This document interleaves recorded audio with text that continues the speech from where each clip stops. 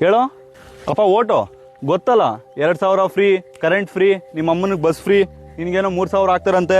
ಅಪ್ಪ ಹಂಗೆಲ್ಲ ಉಚಿತ ಭಾಗ್ಯಗಳು ನೋಡ್ಕೊಂಡು ಓಟ್ ಹಾಕಿದ್ರೆ ರಾಜ್ಯ ದಿವಾಳಿ ಆಗೋಗುತ್ತೆ, ಅಭಿವೃದ್ಧಿ ಆಗಕ್ಕಾಗಲ್ಲ. ಅವನು ನಮ್ ಜಾತಿಯವನು, ಅವನ್ಗೆ ಓಟ್ ಹಾಕ್ತೀನಿ ಅಂತ ಎಲೆ ಮೇಲೆ ಪ್ರಮಾಣ ಮಾಡಿದೀನಿ. ನೀನೇನಾದ್ರೂ ನನ್ ಮಾತ್ ಬಿಟ್ಟು ಬೇರೆಯವ್ರು ಓಟ್ ಹಾಕಿದ್ಯಾ ಅಂದ್ರೆ ನಾನು ಇಲ್ಲೇ ನೇಣ್ಗೆ ಹಾಕೋಬಿಡ್ತೀನಿ. ಬಿಡಪ್ಪ, ಪ್ರಮಾಣ ಮಾಡಿದ್ಮೇಲೆ ಇನ್ನೇನ್ ಮಾಡಕ್ಕಾಗುತ್ತೆ. ಅಪ್ಪ ಏನೋ ತಾಲೂಕ್ ಆಫೀಸಿಂದ ನೋಟಿಸ್ ಬಂದೈತಪ್ಪ. ನೋಟಿಸಾ? ನಮ್ಗೆ ಯಾರೆಲ್ಲ ಕೊಡ್ತಾರೆ ನೋಟಿಸು?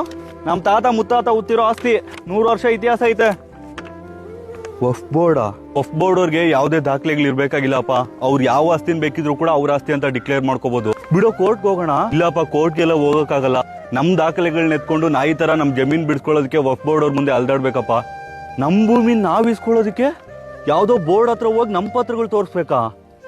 ಅವ್ರು ಯಾವ ಪತ್ರಗಳು ತೋರ್ಸೋಂಗಿಲ್ವಾ? ರೈತರಿಗೆ ಎಂತ ಸ್ಥಿತಿ ಬಂದ್ಬಿಡ್ತಪ್ಪ. ದೇಶದ ಬೆನ್ನೆಲುಬು ಅಂತಾರೆ ರೈತರನ್ನ. ಸರ್ಕಾರನು ಏನ್ ಮಾಡಲ್ಲಪ್ಪ, ಎಲ್ಲ ಅವ್ರ ಕಡೆನೇ ಇದಾರೆ.